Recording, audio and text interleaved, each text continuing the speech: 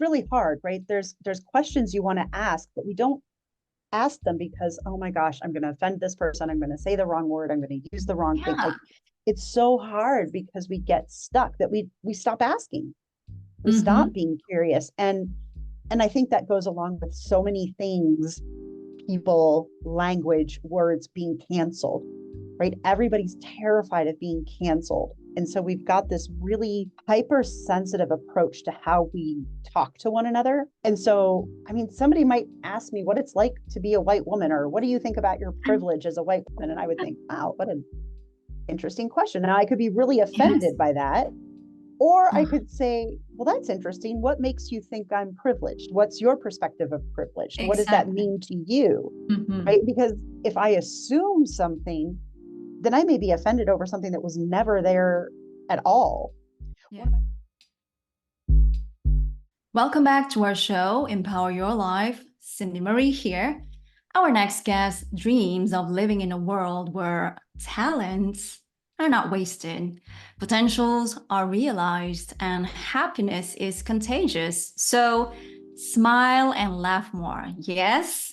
Her diverse background includes creating award-winning employees programs for the world's largest fast food company to building a top 50 startup business in Peru. She's an author, coach, TEDx speaker who shares how strengths could have a powerful impact on ourselves and our communities. She believes that celebrating each individual empowers our communities and creates a stronger and more sustainable path forward to all of us. In today's episode, we'll dive into the power of intentional curiosity for deeper connections. So let's all welcome our next guest, Joe Self. Joe, thank you for being here. Oh my goodness, it is my pleasure. Thank you for having me. Awesome, awesome. So let's dive in.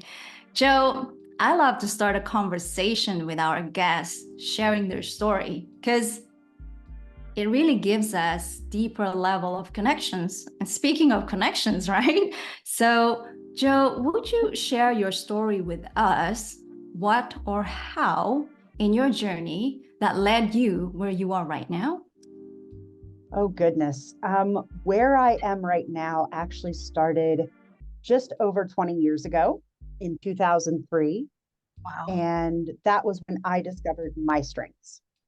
And it was while I was working for Yum Brands, which is the restaurant company where I worked. And Mm. one of my dear friends was certified by Gallup internally, handed me the book, Now Discover Your Strengths, and said, here, read this, take the assessment, tell me what you think.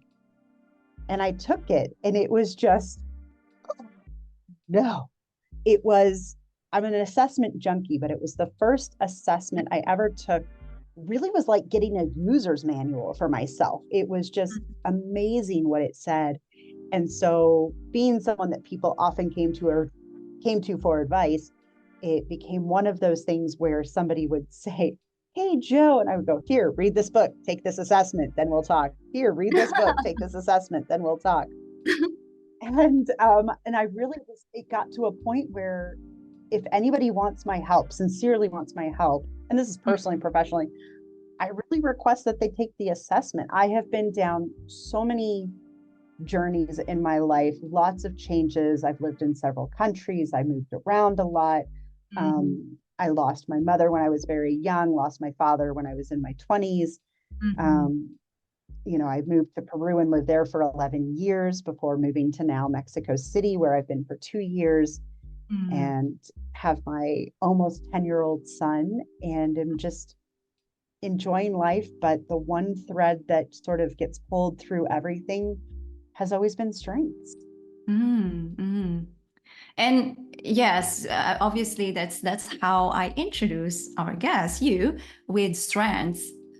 Talk a little bit more. How does this strengths work for, especially for those people who are not familiar? So it's an assessment that you can get from the Gallup website. Is that right? And what kind of Yeah. information would you recall? Just because I love that, even personal. It's like, okay, there's a place for you to have a conversation, but take this piece of assessment first so I would know? Is it like you would know how to communicate or have a discussion with them after that? Is that Yeah, it helps to sort of personalize what someone's going to respond to. So the assessment when it was launched was called StrengthsFinder. So some people out there might know it as StrengthsFinder. It's something people often take at work or in school and college. There's a lot of universities that use it. But as my friend G calls it, it often becomes shelf help, right? You take the assessment, you go, oh, that was nice, that was interesting, and then put it on the shelf and you never go back to it. For me, that was not the case. For others, it's not as well. But it's an assessment that has 34 talents, and it's really measuring your innate talents. What does that mean by innate talents? Your innate talents are the ways you do things, the way you think, the way you behave. It's really naturally what motivates you, what intrinsically you need, what you want to contribute to the world. And so it belongs to 4 domains. So people are generally dominant in 1 or 2 domains, and the strengths are divided among executing people who want to do things and get things done, people who are influencing are people who are motivators and want to have significant impact. They really focus on the why, the big why. Relationship builders who are all about bringing people together, and the strategic thinkers, which are all about the planning, the process, and accumulating information. And so when you know that about someone, everyone has a way that they want to be spoken to, a way they want to be motivated.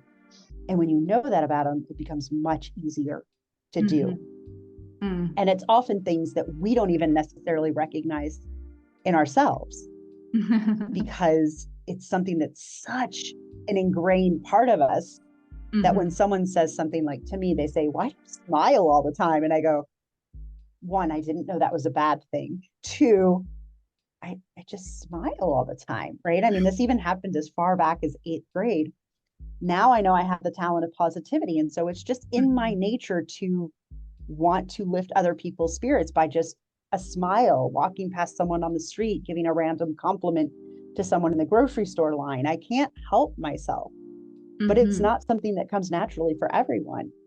True. Right? So knowing that about me allows me, when someone says, why do you smile all the time? What's wrong with you? And I go, it's just part of who I am. I can't really help myself. It's really important to me to lift other people up. And so somebody goes, oh, interesting. Right. But what's really funny about that is if I didn't know that about myself, I'd be like, why aren't people so grumpy all the time? Why doesn't anybody smile more? Why aren't people more encouraging of others? And I could be like missing something that's really, truly unique about me. So I'm devaluing it. But then on the other side, I'm also judging other people for not being like me. Interesting. And so it's kind of a lose-lose situation, right? And so when you know that about yourself, you become more objective about what's important to you, which leads to you being more objective about others and understanding that, well, we may find someone's behavior annoying or not the way we would do things. We kind of go, but that's not about me. That's about them. That's what they need. That's what's important to them. And we learn to sort of accept that, or at least view it through a more neutral lens. And that to me is what's so powerful about strengths, is the neutrality that it can give us in the language of understanding others. Oh, it's so amazing, because I think the next question that I'm about to ask you is the modern disconnection, which, this is what we are having challenge nowadays in our hyper connected era. Like, despite of the ease of communication, we have everything supposedly help us to communicate instantly and effectively. Right.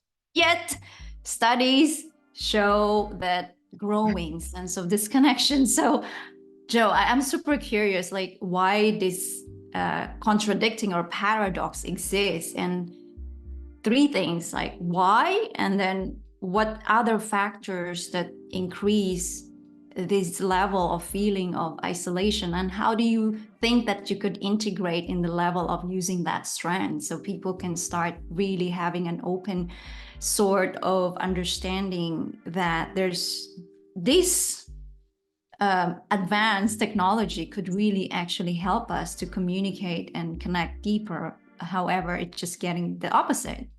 Yeah, yeah. This is something that's really been maybe bothering me for a long time. And it's, I think, become really especially in the last 10 years or so, and maybe even with the pandemic that amplified it even more. I kind of look at society like we always have these pendulum swings, right? And I think we're just going through a really significant shift in how we relate to one another and what happens. And right, it kind of started with the Me Too movement. It started with some politics when things were very divided in the States, but they're divided all over the world. We're seeing a lot of tension politically and people feeling like they have to pick sides. There's Oh, so yeah. many places now where we feel like we have to pick a side to belong somewhere instead of looking at each side and thinking, oh, that's really interesting. You have that to add to the conversation. Let's bring more of that in. When I was growing up, critical thinking was really important. Questioning was an important part of the learning process. We're not allowed to question anything anymore. Yeah. Right? It's really, if you question something, how could you possibly doubt the experts? Well, I can find contradictory expert opinions. So you can find people to support any side you want to pick, to be quite honest. But what is beautiful is that if we could take those opinions and go, oh, wow, you see that very differently than I do, but that doesn't mean it's wrong. Because most of us are leading with positive intention. And so what I've seen, or at least in my perspective of what's happening, we have so many more what I'm calling social silos. That might be an official word, but it's the word I've come with, is I want to stand out and be recognized for who I am, but I'm also going to make sure that I put myself and surround myself with a whole bunch of other people that are just like me and just as special as I am. So we pick this label and then we try to find other people who have that label and we stick together. And so it becomes a source of safety, a source of protection, a sense of belonging, which is what everybody needs because we're so lonely these days, right? We've separated ourselves so much. We don't have that tribe or community feeling that we had, you know, even a half a decade or half a century ago. So what I think is helpful about strengths in this is that I can recognize that I am a pretty cool individual. I mean, to find somebody who shares just my same top 5 talents in any particular order is like 1 in 278,000. If I want to find someone who shares them in the same order, statistically, it's 1 in 33 million. 8 billion people on this planet. There are not that many people like me, right? And we come from different backgrounds and different cultures and different languages and different customs. And so that influences how our talents show up as well. And so I really have a unique voice, but we didn't stop singing songs the first time anybody ever came up with a song. We can sing one song 100 different ways and 100 different keys and with different voices. And that's the beauty of strengths, is saying, I am unique. I am a really neat individual, but other people are really unique and really neat individuals. And maybe if we could see those advantages or see those differences as advantages, then we could start building back that community, start building back that tribe, because a truly strong community needs a little bit of everything. Communities don't thrive when everything is so homogenous. We need those differences to push ourselves and to be more successful and more sustainable, in my opinion. Anyway. Yes, absolutely. You know, it's very interesting you've mentioned about people are starting to have this stopping you or not welcoming questioning in a place of not really judgment or criticism, but people don't feel like it's good for you to question things. And it's funny because I have this discussion the other day that we speak the same, that why do we have to stop being curious? And that's, I think, where this intentional curiosity lead in, that I think many of us starting to erase or don't remove that intentional curiosity because we're not attending to our inner child, that loving inner child, I believe, because you know how, if you can remember the moment, the stage where we're so curious is about, you know, at the young age. And so I'm super curious, you know, I think many people don't understand the powerful impact of understanding really the intentional curiosity.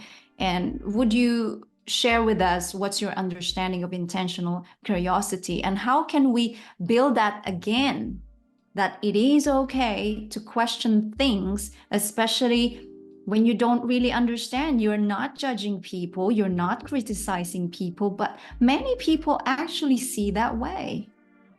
Yeah. Yeah, it's really hard, right? There's questions you want to ask, but we don't ask them because, oh my gosh, I'm going to offend this person. I'm going to say the wrong word. I'm going to use the wrong thing. Yeah. Like it's so hard because we get stuck that we stop asking. We Mm-hmm. stop being curious. And I think that goes along with so many things, people, language, words being canceled, right? Everybody's terrified of being canceled. And so we've got this really hypersensitive approach to how we talk to one another. And so if I were to say, you know, I mean, somebody might ask me what it's like to be a white woman, or what do you think about your privilege as a white woman? And I would think, wow, what an interesting question. Now I could be really Yes. offended by that. Or I could say, well, that's interesting. What makes you think I'm privileged? What's your perspective of privileged? What does that Exactly. mean to you? Mm-hmm. Right? Because if I assume something, then I may be offended over something that was never there at all. One of my Yes. favorite things I've learned from Brene Brown, and I think she's pretty amazing. I like what she does. I love her. Um, I don't know if I don't know if I'm a fangirl, but I really like a lot of what Brene does. But one of the things that really struck me was in one of her specials, she was talking about how her and her husband were swimming across the lake and he was like beating her and she was worried. And she started thinking, like, why isn't he talking to me? Why isn't he waiting for me? What's going on? And like just getting like angrier and angrier with him for Mm-hmm. being so separate. And she says, but instead of like accusing him of whatever it was I was feeling, I actually approached it with curiosity and said, like, the story I'm telling myself. Mm-hmm. And I as a bridge to talk to people. And I have found that it really works for me. And I don't always say the story I'm telling myself, but I might say something like, Cindy Marie, the other day you did this thing and like I've just noticed you've been acting a certain way lately. And my understanding of what's happening is this. And Mm-hmm. maybe I'm misinterpreting things. Maybe I've missed something, but like, could you help me understand what's happening? Because I'm feeling a little hurt by this and I'm not really sure what's happening. And you could be like, oh my God, no, I've been really busy and da da da. That was never my intention. But Yeah. right, you don't defend yourself, you get a chance to explain yourself. And that's what Mm-hmm. I think we miss these days is this opportunity to explain versus Mm-hmm. this need to defend our And position, right? yeah, I mean, I think with this is actually, I'm gonna connect it with the self-discovery, because in your case, in our case, we understand how much our consciousness, we are self-aware with how our feeling, and we have that courage and bravery to share an experience, because I have mentioned that to one of the events, and the first session that I have attended, I felt there's an intensity. And so the next time I've attended, I kind of nervous because that was the first event I went, but I kind of felt some energy wasn't really vibing well for me, and I felt not safe. However, I took it in Mhm. a greater way that, what if my perception is not right? It's not true. So I questioned my thoughts. And then the next event, I came to the organizers and I asked them, what do you think? Is that true? And that's the same, exactly. Oh, no, no. Well, yes, I understand how you see that way, but no, there's nothing such things. But we are glad that you mentioned that. And that, clear all the thoughts, all the Yeah. assumptions. However, that goes to the self-discovery, the self-awareness, and I think this is where a lot of people, even to ourselves, having that fear to really start being curious about our thoughts. And I'm super curious, Joe, help other people out there watching or listening right now, that even let's say entrepreneur in coaching journey or a leadership role, everyone could put into this category, that majority of us really having that hard time to do the inner work, being so curious about ourselves. Yeah.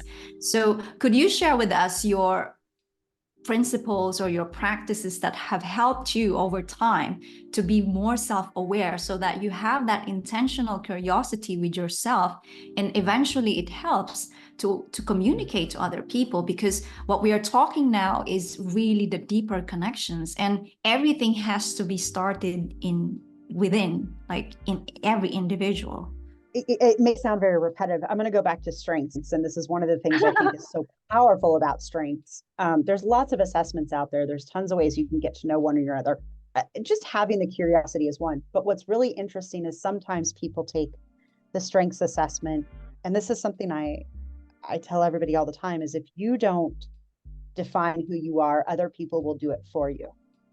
True. And people will do it in a way that is not always flattering, is not always positive, but it's through their lens, their filters, how they would do things, what they think is good for you. And a lot of times that comes from our parents, someone we respect, a teacher.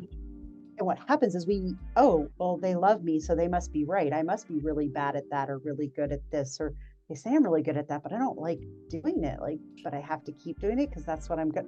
Right. So strengths can really open this perspective of, oh no. And then you can go, oh, that's me. So one of the programs I run, I've done it for 8 years now. And the consistent comment I get more than anything else is, I finally feel like I have permission to be me. But I have had people take this assessment, take the strengths, and I go, wow, what was your first impression? What did you think? And they go, I hated them. I hate them. It's everything that's wrong with me. And I go,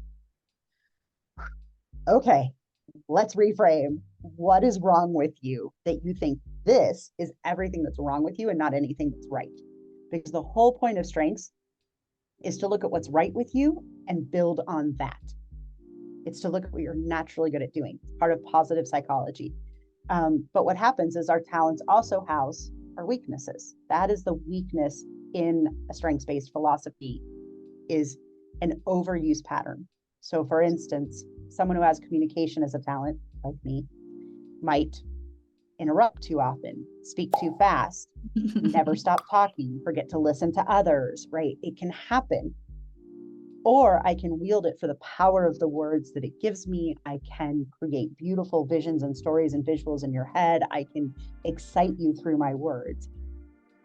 But I can also go the wrong way, right? So even I will just put my finger over my mouth to go, nope, stop talking, listen, wait for it, enter when you can, right? Because I get excited and then I'm like, I want to say more, and I want to finish your sentence for you, and I want to finish your sentence for you, not because I want to jump the gun, but because I want to show you I understand you, right? But you would think oh my God, why is she always finishing my sentences?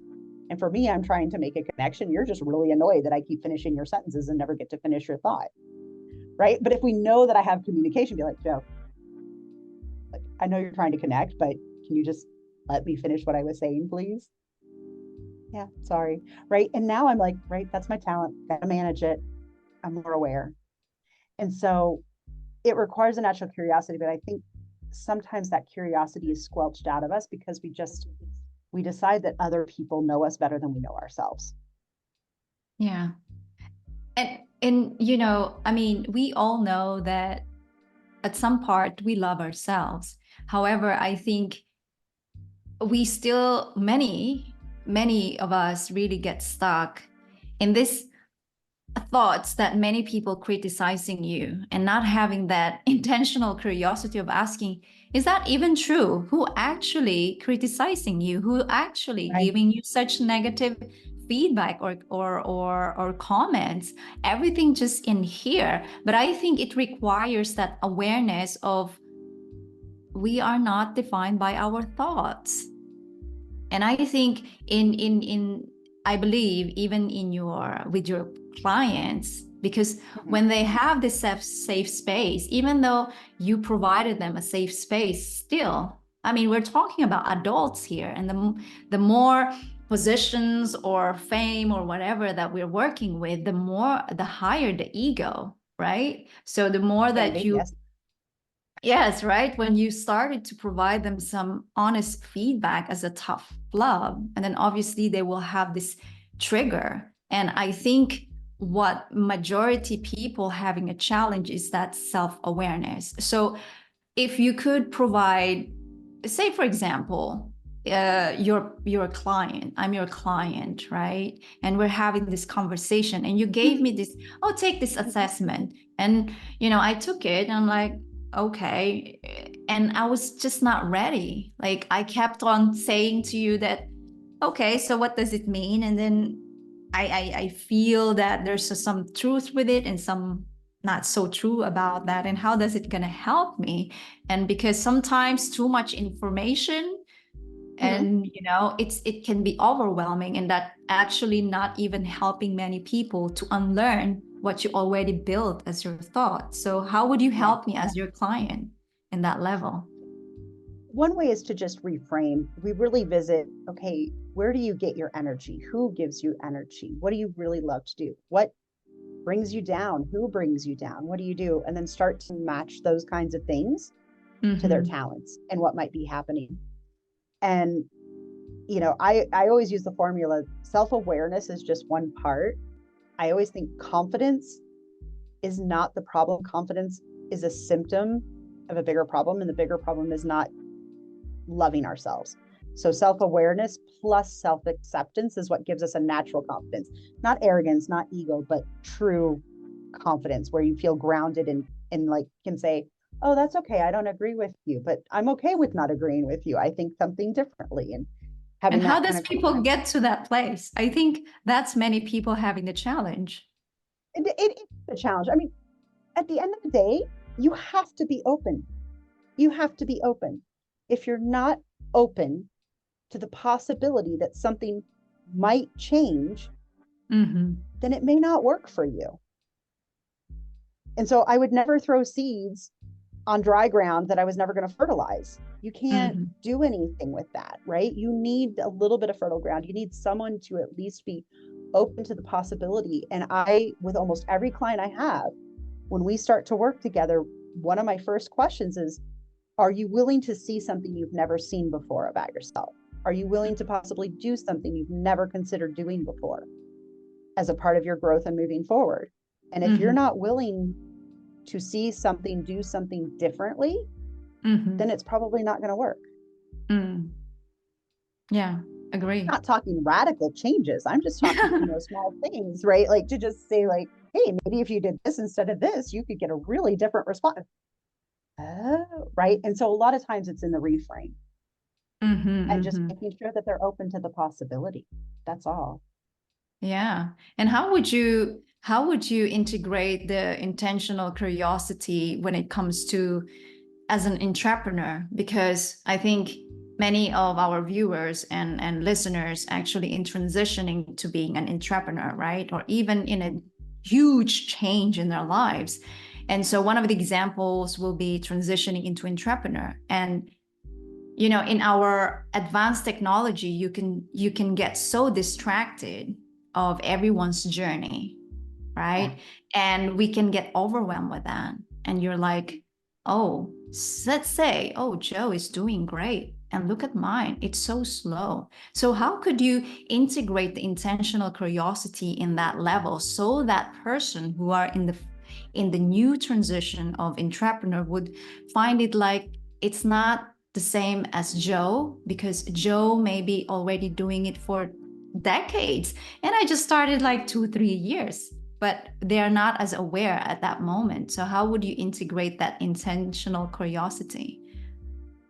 I love to show a path to people. And so, I mean, entrepreneurs are actually one of the groups of people I work with most frequently are other coaches trying to start their businesses. That wasn't where I necessarily planned on being, but that is what sort of naturally came to me, which is also something I talk to entrepreneurs about is be willing to experience, like have a broad focus. Doesn't have to be, I want, you don't have to have this very specific avatar, because for me, it's about your message. And even when I talk to other coaches, I'm like, we're all coaching, but we all do it very differently. We all have different tolerance levels. We're going to offer different services. We have different experiences. We have so much to offer that there is no limit. I mean, just go to the grocery store and see how many cereals there are on the shelf, right? I mean, like I said, the first time we ever sang a song, people didn't be like, well, got a song, we don't need any more of those. We keep making more. And Yes. everyone has a point of view, but that's where strengths helps, is to help you understand what is your point of view. What do you specifically bring to the table? What is the special value that you add, and who needs what you have to offer? And so to me, I kind of do the formula a little backwards. I don't necessarily make the marketing formula work for you. I understand how you can work towards a formula that works for you, right? Like it's the reverse. And so usually the people you want to serve, especially in a service-based situation, we're not talking necessarily product-based situation, but in a service-based situation, whether you read tarot cards or you're a coach or you're a speaker, like your avatar is probably some past version of you. Yeah. And so if you know who you are and you are truthful and vulnerable about your journey, and you can speak about that passionately and with conviction, you will attract people to you like moths to a flame. You will get the people who need your message, and you'll find out, oh, I really wanted to work with entrepreneurs and startup businesses to help them build a strengths culture before they got too big and lost sight, and weren't so fixated on numbers that they actually were thinking about the culture that they wanted to create as they were growing. Because I know strengths, and coaches often find themselves in this like, oh, I've got the certification. Now what? Now what? Yes. That 80% of my clients ended up being other strengths coaches trying to start a coaching business. I didn't try to do that. But at the end of the day, the reason I do what I do is because I wish there had been a me for me when I was getting started. I've been an entrepreneur and on my own for 18 years now. I didn't have anybody walking me through all of this. I didn't have anybody who could show me where the mistakes. So I'm like, here's all the mistakes I made. This one you probably need to make, but in your own way. This one you can avoid completely, right? Like, so I want people to make mistakes, but I want them to make mistakes that only propel them forward and they can learn from. There are other mistakes that you just don't have to make if you have someone there, kind of walking with you as you get started. Yeah. And what's your opinion or point of view for many entrepreneurs, especially in the services like coaches or spiritual entrepreneurs, when we talk about market yourself, sell yourself out there, and they're like, I'm not a salesperson, which is I would say, no, that's not true. There's so many ways that we can do that. However, when it comes to business, I think many of us project that we have to look professional in a place that, like what you said, it's okay to show mistakes. And I think a lot of people, and I've seen this, many of my clients and other peer coaches, that still stuck in the belief that you have to show perfect or else don't bother, and also you have to constantly available on social media. You have to follow the experts, what they're saying. And I keep on saying, follow what's good for you, follow what works for you. And again, never compare our journey to others, because it's very different. So I want to hear your point of view on that. Well, so within the strengths field, learner is probably one of the number one talents that happens to be among service-based people, but also is a huge perfectionistic talent. They need to know everything, have everything, be able to answer all the questions, and that can really keep them from moving forward.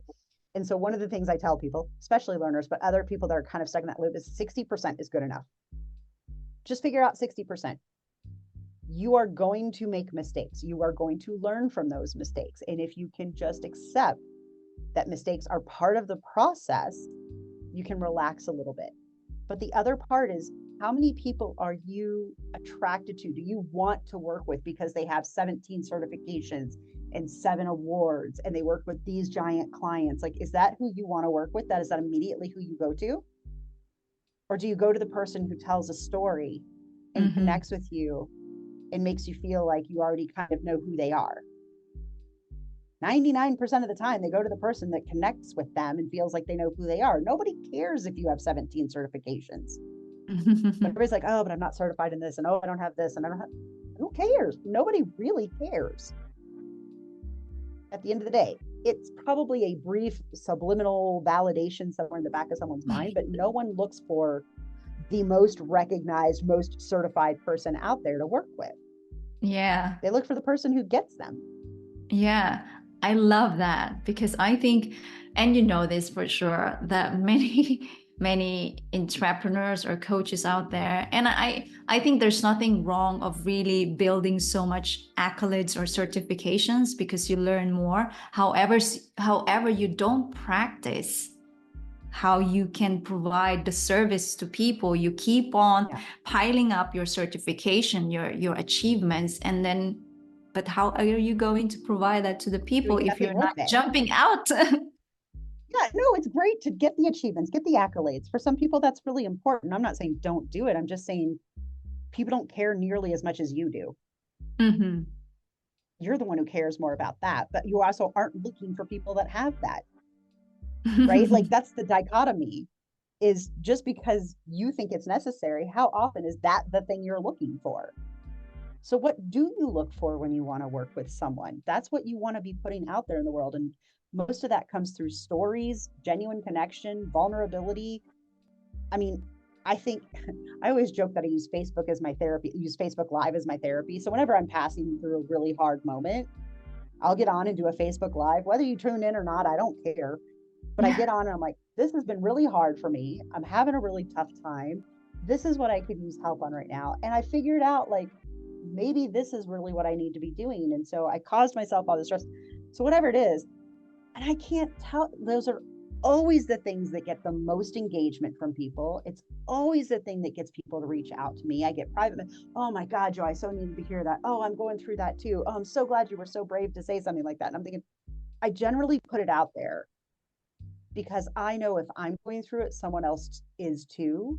And maybe all they need is to hear that somebody else feels the same way to get them to make whatever move or change they need to do. I just go, oh, I am not alone out there in the world. But if I get on all the time and all I'm doing is bragging about what client I got and how great my life is and I got this thing and everything else, which I'm not saying don't brag. I'm not saying don't put that out there, but you've got to have a balance. Yes. So I did a brag post at one point too. And I was like, crap, I've actually done a lot more than I thought I had. I'm going to do a brag post. Like, I've written these books and I've done these things and I worked with these people and I did, like, I shouldn't be sweeping that under the rug either. But if that's all I'm ever communicating, people are like, oh, she's out of my league. She's not going to understand what I'm going through. Oh, she's got it all together. So, right? I want to ask you this because you said very strongly earlier that speak to my language as well, which I don't care. And I think many people have a hard time with that we do care. And so again, I know it sounds like I've been repeating the words, the challenges over and over and over again, because I feel that it's good that we're getting it right. And I think it's worth repeating that when you care about your mission to fulfill your destiny, in my opinion, I care less. If I see some flaws or mistakes, so be it. Just like what you said, that one person actually will relate with your, vulnerability at that moment when you put live and you just want to express how you're feeling. However, many people out there, and I think you will agree, really, even it doesn't matter of how much, again, we're talking about the certificates, the experience, but when it comes to putting themselves out there, the one thing that I know that's stopping many is that caring of the opinions of others. So what's your powerful message to leave on that so they can just do it? The thing I say to most people all the time is never mind the naysayers. They aren't your people anyway. They have someone else out there for them. That's okay. Not everyone is your person. They're not supposed to be your person. But your talents, God, I'm going to go back to the strengths because there's so much that's there. And I hate to sound like strengths, it's all, but it's such a powerful, powerful tool to help you go, okay, you're not my people. You don't get it. You're going to do this differently. That's okay. And some people I can't do a video. Okay, don't do a video. Do a podcast, write articles. Like, there's lots of different ways to put yourself out there. There's not one way to do it. You don't have to have 6 million people. I don't want 6 million people following me on YouTube. I mean, it's nice, it'd be lovely, but my goal is not to get 6 million people following me on YouTube. If I have 300 followers that actually care and maybe share my stuff and like learn something from it, then I'm happy. Quality over quantity is fine for me. Everybody is like that. Somebody with high competition is going to be like, she's got 6 million. I'm going to have 7. I'm going to get there. I'm going to do it better. I'm going to get more. And that's fine too. That's not my motivation. But like when we know that about ourselves, we're less likely to compare ourselves with others because we know that what we are doing is true to who we are and what we want to bring to the world. And I think that clarity of mission, and that mission does not have to be change the world. That purpose does not have to be change that world. That purpose can be show up as the best mom you're ever going to be for your kids, and to do it with your whole heart and not worry about someone, whether they ask you if you're a working mom or a stay-at-home mom or whatever you are. You just go, what? This is who I am, and this is me at my best, and I am happy. And I am sorry that is not what satisfies you, but that is what fulfills me. And that is the most important thing, is that self-fulfillment. But it does, it takes a little bit to get there. And I mean, I don't know that there's a magic wand, but there are definitely practices and things you can do and people you can surround yourself with that will help you get there. And that's why I believe so much in strengths, because like I said, most people take it and go, I feel like I have permission to be me. And how crazy is that there are that many people in the world, even strengths coaches, that know the power of this tool and go, oh, I actually do. I can't be me, and that's valuable. Yeah, being you is the most valuable thing you could offer the world. But if you don't know what, that kind of wasted our energy, and that's terrible. I want people to show up and just be happy. It's my motto, right? I want people to show up and be the person they're meant to be.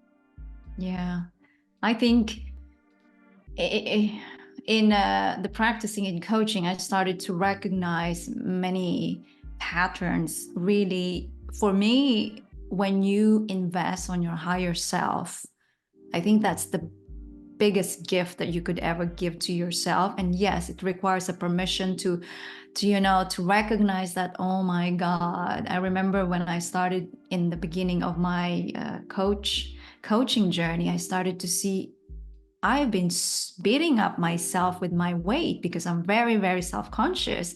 And I speak to myself very, very unpleasant. However, now it's totally different. And my sense of peace, my sense of joy, my sense of fulfillment, really, really important for me, that I prioritize that, including my health, and so I can serve more. And the most important I have learned is that if I really want to contribute the things that I know I'm capable of, I've got to let go of that opinions. And if I keep on talking to myself in a positive way, that it's okay, it's okay, it's okay, over time, that negative, unpleasant self-critique or negative critique will start to, silent, because you overpower it and you recognize that, oh, actually everything is just within me, just that you have to rewire, you unlearn, you learn, relearn, and all of that things. And I think really everyone watching or listening right now, there's a power of deep work, deep inner work. And you'll be surprised that all the things that you want to do is just in the back of your fear of not putting yourself out there, regardless of the tools that you want to provide or platform that you want to provide to people, right? Yeah. And so my next question to you, which is very, very important for me as to share to people who are watching or listening right now, would be optimism, right? And I believe that you have so many tools, materials, or modules out there that you practice. So you keep yourself in a happy place, you keep yourself in a focused place. So would you share with us, how do you keep yourself optimistic, Joe? Well, it doesn't hurt that I have positivity as a talent. So it's just how I view the world. But that doesn't mean I don't have bad days. And when I have bad days, I'm going to have my bad days. And I know that I will move forward eventually. But I always joke that, like, you know, when one door closes, a window opens, but no one tells you how long the hallway is in between the two. Like, it's really a little bit of understanding where your own resilience comes from. I think for me, the optimism is, it's just a moment, and the moments can be really hard and they can feel really dark. I've had my own. The last couple of years have been really, really hard for me, honestly. It's been a big challenge for me. And there were moments when, and this is something I even shared out on Facebook at some point with my community. I said, like, I understand why people are committing suicide or dying by suicide. Not that I'm at that place, but man, I felt that low, and I understood how hard it was to ask for help, how hard it was to think, I don't know what anybody could do for me right now. I don't know that anybody could say anything to me right now that would make me feel better. It's kind of up to me to figure that out. And that may or may not be true. But that was like, I'm not in danger of taking my life, but man, I can understand, or at least I feel like I can understand more clearly the depth that somebody might get to. And that is just, they feel like, I really don't know any other way out.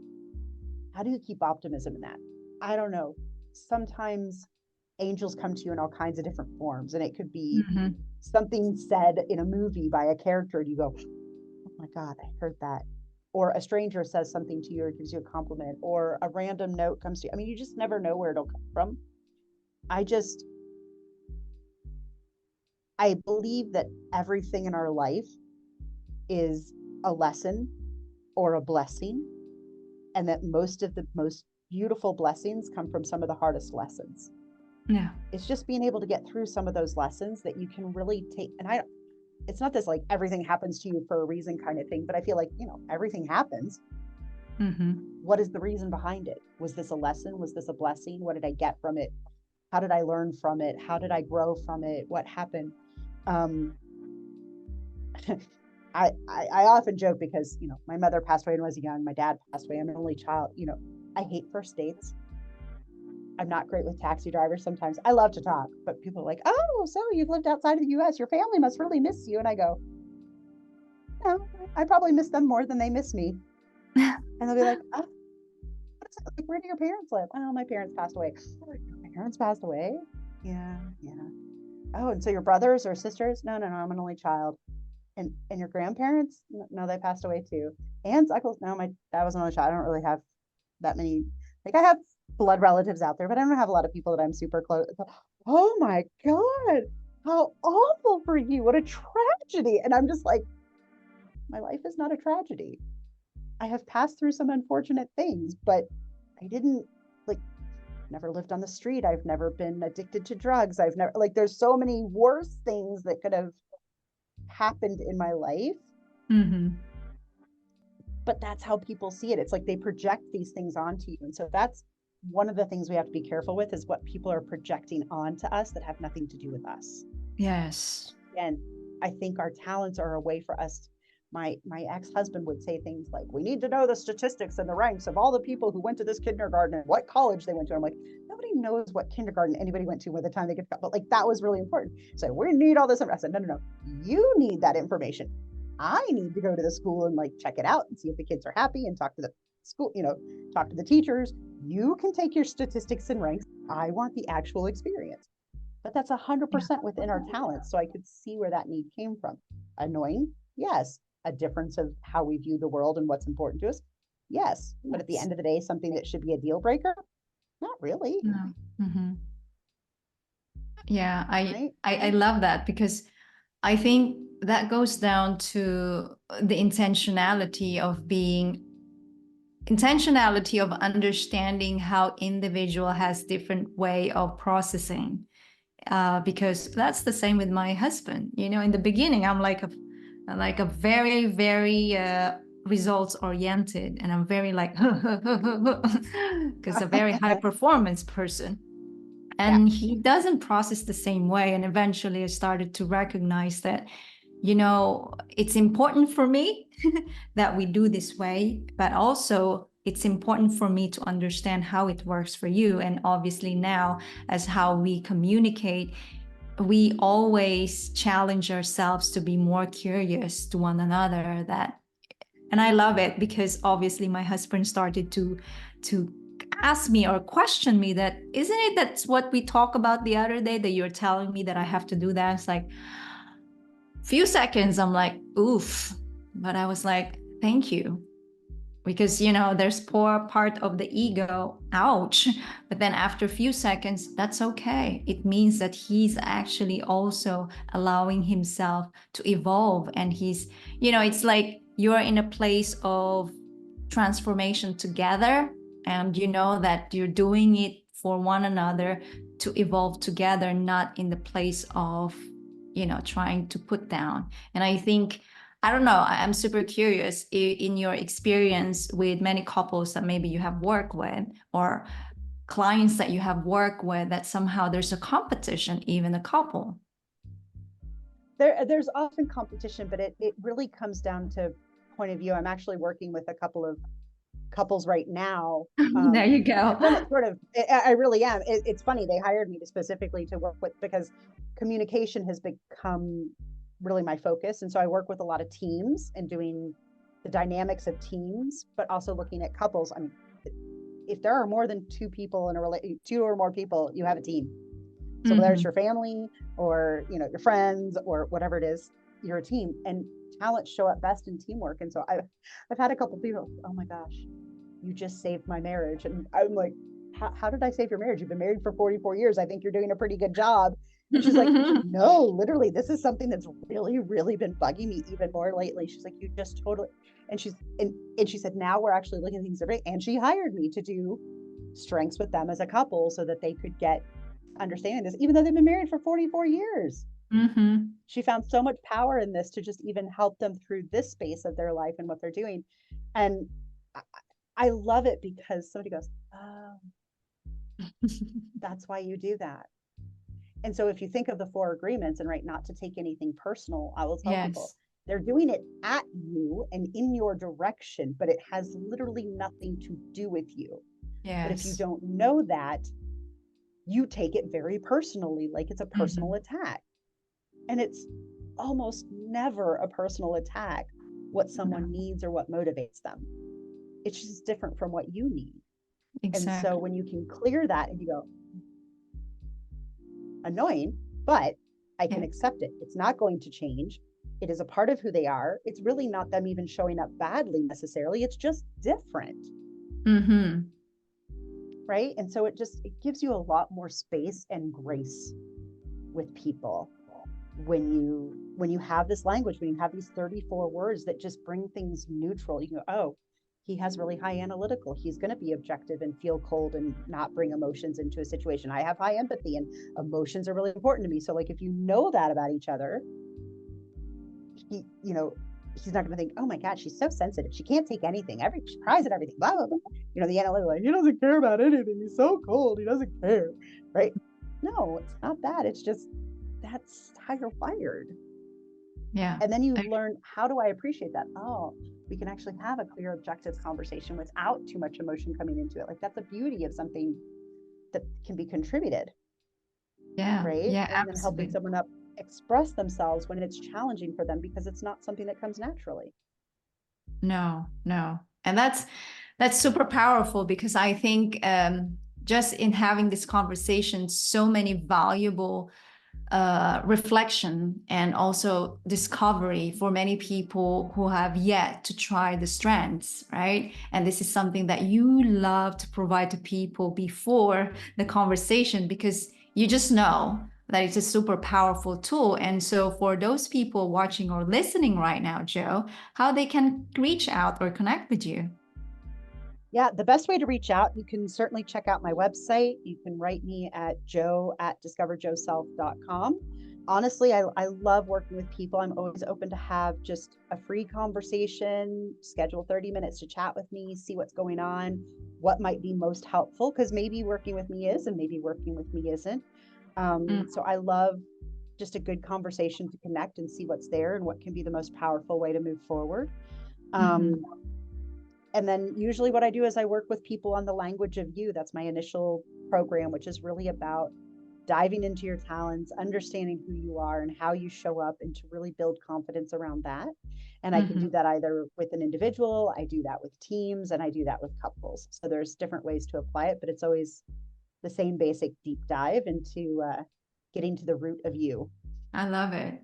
I think you have mentioned multiple times the importance of your talents, your capabilities, and I love that. It really resonates with me. And Joe, is there any other things or message that you want to share with us that you have yet to share because of the other things that we have talked about? Honestly, just be curious. I love your idea of the curiosity, and I think it's not just to be curious about others, but I think to be curious about ourselves, and to remember that we may have a lot more to offer the world than we think we do. And sometimes it just helps to have one other person. We're all sitting inside our jar and can't read the label. So sometimes it helps to have somebody else read the label for you and get another perspective. And so finding someone you can trust who can do that with you and help you explore that, then do it. Whether that's a friend or a coach or whoever you find. Be curious and be open. Be open to the possibility. I love it. And I would like to reiterate, practice, smile, and laugh, because it's really powerful medicine that we can have and we can do. It's for free. So, oh my God, Joe, we cover a lot of things. And thank you so much for this time and this opportunity. I learned so many things from the power of strengths. And for people who are watching right now, if you find this episode super, super powerful and useful for you, don't hesitate to share, because the more the merrier that we can bring awareness and curiosity to people out there. So thank you so much, Joe. And thank you so much, people, for watching and listening right now. Until next time, here to empower your life with Cindy Marie. Thank you, Joe. Thank you. That's the power of intentional curiosity with Joe. Stay curious, be open, and keep being adventurous, because you never know how far you've come and how much more capable you are than giving yourself a credit. So, what have you learned or great insights that you got from this episode? Drop your comments below, and remember to subscribe, follow our podcast, and rate a review so that our show will continuously grow organically. We love to continue serving you, empowering you, transforming you in the best way.